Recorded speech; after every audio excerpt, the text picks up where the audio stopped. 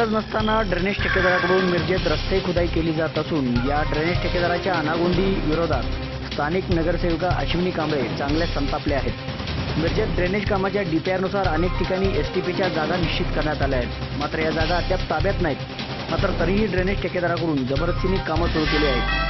विशेष म्हणजे ज्या ठिकाणी गरज नाही त्या ठिकाणीही ड्रेनेज ठेकेदाराकडून रस्त्याची खुदाई केली जात असून त्यामुळे नागरिकांना त्रास होत असल्याचेही नगरसेविका अश्विनी कांबळे यांनी स्पष्ट केले आहे। मिरजेत ड्रेनेज ठेकेदाराची मनमानी सुरू असल्याचा आरोपही नगरसेविका अश्विनी कांबळे यांनी यावेळी सांगितले आहे। सध्या दिंडीवेस मिरज येथे ड्रेनेजचं पावसाळ्यामध्ये काम सुरू आहे।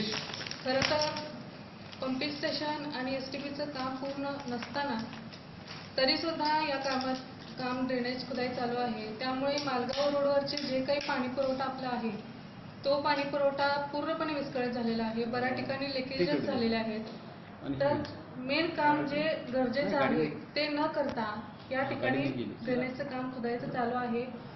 या संदर्भात प्रशासन म्हणा किंवा सर्वच यासाठी जबाबदार आहेत असं मला वाटतं।